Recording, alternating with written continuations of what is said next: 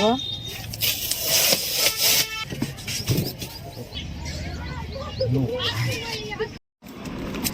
Hello દોસ્તો, welcome my new blog. તો દોસ્તો જો અમે જતા હતા એક ડીજેનું એમ્પ્લીફાયર લેવા, તો હવે પેટ્રોલ પતી ગયું. તો હવે અહીંયા બાજુ અમે પેટ્રોલ પંપ છે, તો જાય પેટ્રોલ પુરાવા.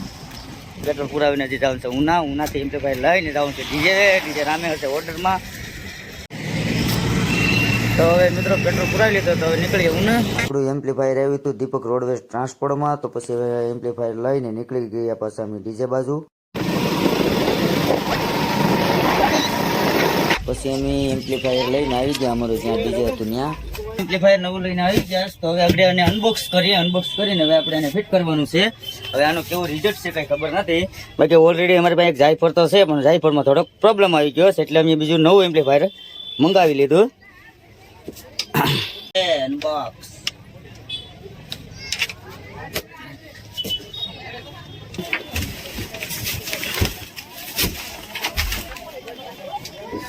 હા છે LB 7000, કંઈક નવું જ છે.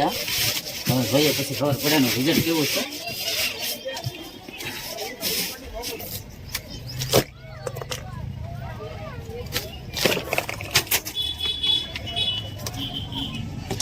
ટાંકણી તો જો ઓલાનું છે, ટાંકણીઓ હોતી આ ટાંકણી મોંઘ્યું થતું હોય. બોક્સ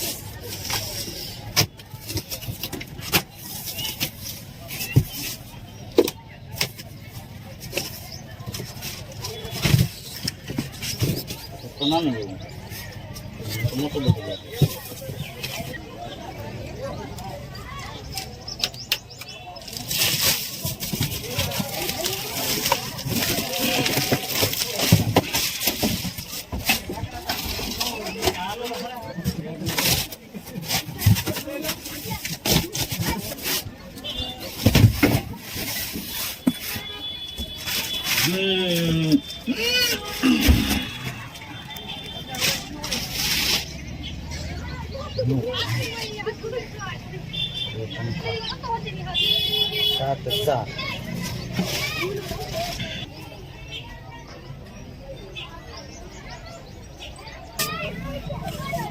પાછળનું તમને બતાવીએ કઈ રીતે પાછળને કઈ રીતે આવે છે.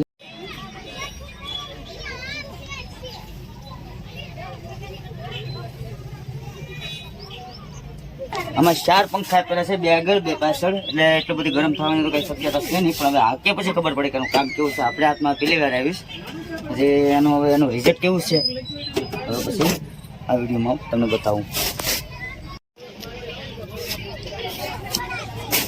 તો હવે મિત્રો હવે અમે એમ્પ્લીફાયર એકથી ગોઠવી દીધું. હવે એનું રિઝલ્ટ કેવું છે ડીજે ચાલુ કરીએ પછી ખબર પડે, કેમ કે હજી અમે અત્યારે રામહેર સમૂહ લગ્નમાં છે. ડીજે ચાલુ કરીએ પછી ખબર પડે કે એનું રિઝલ્ટ કેવું છે એમ. તો આનો વિડીયો તો આખો આવી યુટ્યુબમાં, અને લેવાય કે ન લેવાય